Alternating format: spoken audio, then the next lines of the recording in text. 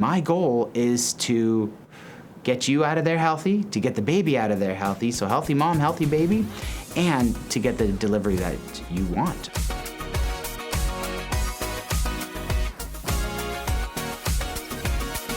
I think the most important thing about delivery is understanding that every delivery is different. Every patient is different. And one of the things I find that tends to hurt is when you have a locked-in perspective on how it should go or how long it should take or how painful it should be. So keeping an open mind, keeping the questions flowing will help guide the delivery.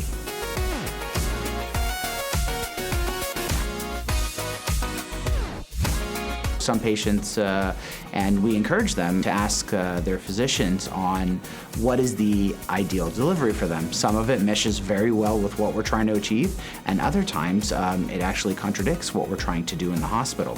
So a lot of the information they're getting on the internet may not be accurate. So I encourage people to always discuss with their OB-GYNs what their birth plan is, whether they have it written down or just in their head, to get an idea of where we are and where they are, so maybe we can meet somewhere in the middle, or maybe debunk some of the stuff that's on the internet as the best way to deliver a baby.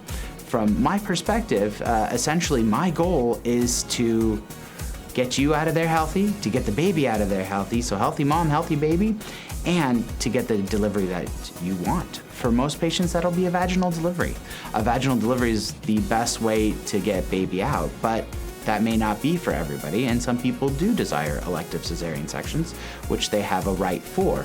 At Queen of the Valley, we're doing our best to keep our C-section rate as low as possible while offering the patients what they need in labor to make that more successful.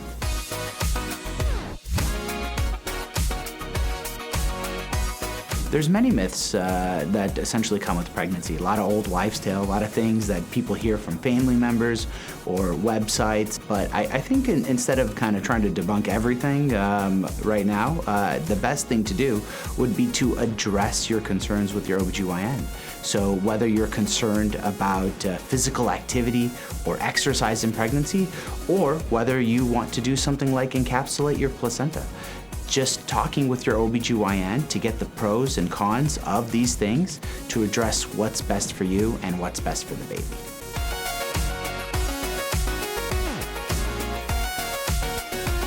One of the things I like to do on my first visit with patients is go over a list of things that I recommend and a list of things I don't recommend. So oftentimes I'll give patients handouts on things that are good and bad for the pregnancy to help them gear the pregnancy towards their desired outcome. And there's also websites on the American College of OB-GYN where they can go and access patient information on the best practices in medicine. Otherwise, the most important thing is getting educated. So once they go to these websites, once they review these informations, then they can kind of talk about what they want to occur or what they've heard on the street or what seems to be worrying them and keeping them up at night. When they can address these things with their OB-GYN, we can help them feel better about the labor process, about the delivery process, and get them to best outcome.